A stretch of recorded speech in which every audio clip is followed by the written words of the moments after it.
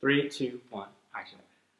So first thing we wanted to show you is just our regular display for our craft fair booth. First thing over here.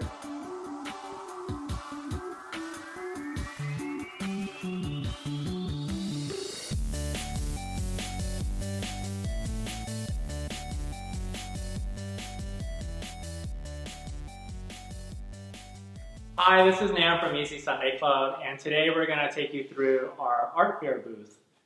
When Cathy and I first started this business, we wanted to do art and craft fairs, but we had no idea how to set up a booth or whether or not it'd be nice enough compared to all the other booths out there. So we actually went to our first craft fair, observed and compared, and we were basically like, we can do this. We found a couple examples and we basically copied those examples. And we reiterated throughout the last couple years, and this is what we have now. I'm going to break up this conversation into two pieces. First, I'm going to talk about what makes up our booth. And then second, I'm going to go behind the scenes on some of the equipment that we use for logistics and carrying stuff around. Some of the common themes that you're going to see is that a lot of the equipment that we use is functional, it's minimalist, it's clean, and it's collapsible. Sometimes it's Cathy having to carry the stuff around by herself or just me, so I don't want things to be too heavy or bulky.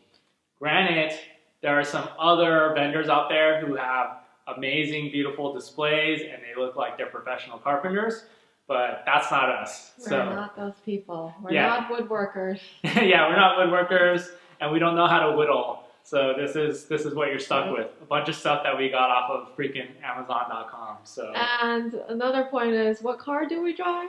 Oh yeah, we have a really amazing car that picks up chicks. It's a Toyota Prius. So we put the seats down and we try to fit everything into there. So we try to do our best with that. So can't wait to show you all our tips and tricks. But I'll start off with our blanket display and then I'll come back around. Cool? All right, great. So first thing is our blanket display. If you can see, this is like a repurposed clothing rack that we used. It's collapsible, easy to take apart, and was around 50 bucks or something from Amazon.com. We use it to display our Halo product, which is Cathy's blanket. So this is her Sea Creatures blanket, and we're able to hang it like a tapestry so the customer, when they see it, they can see the entire object of what they're purchasing, as opposed to if it's just in our box, right?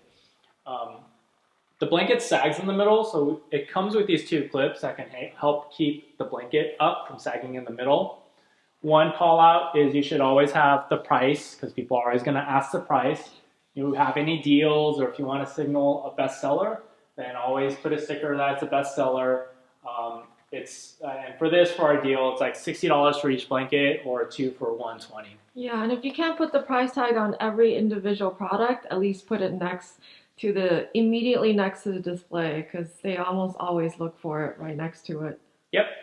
And there's a little collapsible shelf at the bottom, and this is where we put the packaging, shelf-ready packaging, so we can show that off as well. Next, if you come around, if you just look at the whole thing in general, one thing I want to call out is a table. Usually at craft fairs, you want to use an 8-foot table or a 6-foot table, and it's collapsible in the middle. It's plastic. There's a handle so you can carry it. Some craft fairs actually provide the tables for you, or you can rent them, and we take advantage of that if we don't want to lug stuff around, or especially if we're traveling to Portland, they can provide that for us. That tablecloth looks pretty neat and very clean. What is that? So this is a special tablecloth that wraps around the actual table to hide the ugly legs and the stupid plastic tabletop. So we were able to get this off of Amazon.com. We picked an uncommon purplish gray color. And there's all different types of tablecloths as you can imagine. You search for spandex tablecloth. Yeah. Banquet tablecloth on Amazon. Yeah, and we actually hide a lot of things under the table, especially stock, as we're going through an art fair. So tablecloth is recommended to hide some of those things that you don't want customers to see. Next thing I want to point your attention to is our sign. So this is a vinyl sign that Cathy designed and had printed. There's a couple things you can do with signs. You can put it behind you on a wall if your booth is against the wall. You can hang it from the table. There's also options for freestanding signs, vinyl signs, but we didn't have success with it. It kept on collapsing on us, but the good thing about that is it's freestanding and it's large and vertical. Another thing that people do is that for fairs, depending if they have an 8x8 booth or a 10x10 booth, they have tents. So they have these collapsible tents that are around 200 or so that you can purchase, and you can hang a sign off there and also hang merchandise off of there as well. I did not bring it out for this video, but just know that that's something that a lot of vendors use as well. Yeah, usually outdoor fairs would require you to bring a tent. Yeah. But indoors, sometimes they don't allow it. Sometimes it's an option. You just have to check with the organizer on a case-by-case basis. Yeah, and it's important to have a tent just because it can get really hot on those California days. Next thing I want to bring your attention to is, so Cathy sells art prints. So what she has here is just a craft box full of miscellaneous art prints. She wants to display her art prints that are going to draw in customers and bring attention, but she doesn't want to overwhelm the customer with every single art print that she has ever made, because human brains have a limited amount of RAM, and if you show them too much, they'll short circuit and they'll just get really exhausted trying to look at everything. So we try to have a clean display. We really believe less is more, and then if they do want to look for more and sort through things like a record collection or something, then they can do that here. We set up the prints in alphabetical order, and again, we have the price listed and any deal. So I think we have 2 prints for, if you buy 2 prints or more, you can get 10% off, so we put that here. Yeah, I would say my main display is kind of the bait, and usually if I see someone spending a bit of time, a few minutes looking through, or more than a few seconds looking through the main display, I would invite them to look through the miscellaneous bin. Yeah. So a lot of times what they end up buying is not on the main display. Yeah. And then over here we want to show you our collapsible magazine racks that we have repurposed into to show Cathy's prints. So we bought these in a set of 2. They're great. They're thin. They do make a lot of noise when you're carrying them in the car because it's all metal on metal. But they've been great for displaying Cathy's prints. Again, we have stickers on the prints to display that they're bestsellers. So we actually have bought 2 separate sets. We leave one up in Portland for our Portland shows, and we have a set down in LA.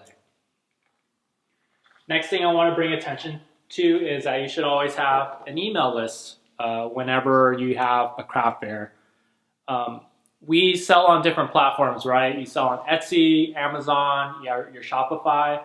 The only thing you actually own is your email list. So always collect email lists as a way to directly contact and keep up your relationship with your customers. So we have that here.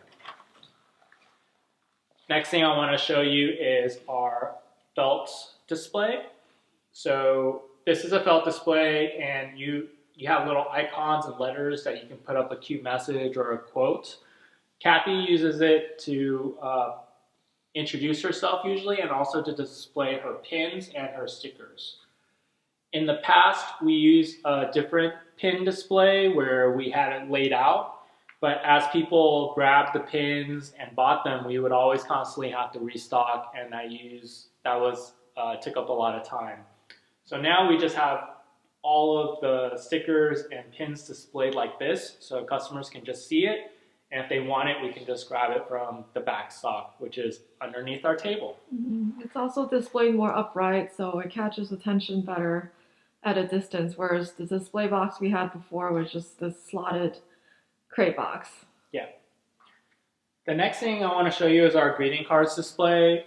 This is probably what changes up the most just because we haven't fully optimized it, but basically it's just another shelving system of a craft box that displays the greeting cards, and also always remember your price tag and any deals you want to showcase there. Yeah, I think the card display is the one that's the most modular. It depends on how much space we have, how much booth we've rented. So if we only have this one 8-foot table, we'll just kind of consolidate our cards to the absolute best sellers. But if we have an additional table, then we could have an additional one of these magazine racks, or another rack to display more cards.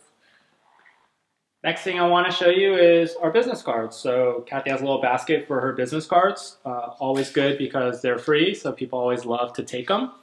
And they can go and purchase something later on, or follow up and continue the conversation, because the sales funnel starts at the fair, but it can last a long time. Last thing is another miscellaneous box of prints, and this is for Cathy's 5x7 prints. We usually do not sell 5x7 prints on Cathy's.com site, but we do sell them at fairs. The thing is, at fairs, you want things at different price points. So we have items as low as $2, like her stickers, and things as expensive as $60, like her blankets. Sometimes people love her art, but they don't want to spend that much money, or they just want to leave with something. So we want to be able to have customers be able to purchase a $10 print if that's what they want. So the next thing I wanted to go through is some of the stuff that we always use on fair day. So one thing you always need to bring is a chair. So we have a collapsible chair here, and the days during fairs are long. They're usually 6 to 8 hours, so always bring a chair to be able to sit down and take a break. Also, sometimes the sales, there's usually a lull, usually in the beginning or sometimes in the afternoon. So you want to be able to sit down for a little bit and chill out so that you're not so amped up waiting for that first sale. I wanted to go through some of the things that we always use. So first thing is we always bring a loud fanny pack, just like this. And the reason why we bring it is this is where we keep our money. So we always have change in here. You want to have 10s, 5s, and 1s. So try to get that before you actually go to the fair, so that you have change to give when people use 20s or 100. Mm-hmm. And you want to keep your money here. We usually want the loudness so that Cathy and I always are able to spot it and see it.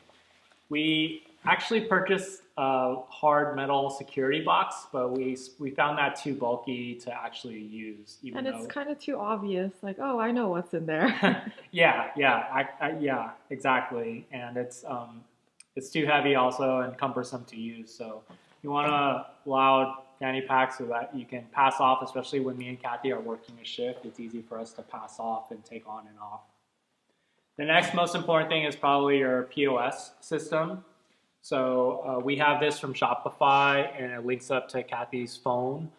You want to have a primary. If you're paranoid, like I am sometimes, get a backup as well in case one fails, because sometimes these are a little finicky. And when they do fail, then you have to manually enter in someone's entire credit card. You should also bring one of those rechargeable cellular phone batteries. So since we're so reliant on our phone for the POS system, then we always have this to charge. And we can also use this to charge our POS system as well. We always bring two, just because usually it's both of us working. Some just general equipment is scissors and tape. So you never know when you need this. And if in case somebody else, one of your booth neighbors needs to borrow something like that as well.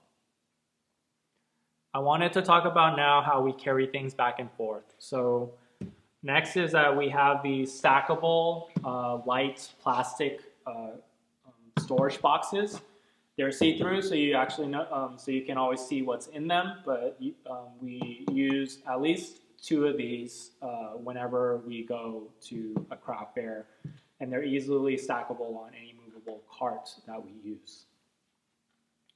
We used to use this dolly, and we like this dolly because it lays down flat like a cart, and it can also go upright like a dolly as well.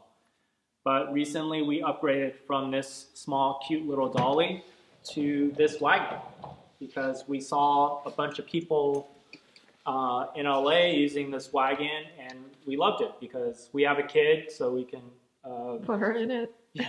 Yeah, we can transport her in here, and this wagon is larger than our dolly, and it can actually hold a S-ton worth of equipment. We were really surprised how durable this is, and also a theme of like all the stuff here, it's collapsible. The last thing you need to bring is shopping bags. So we have flat paper shopping bags for prints and greeting cards.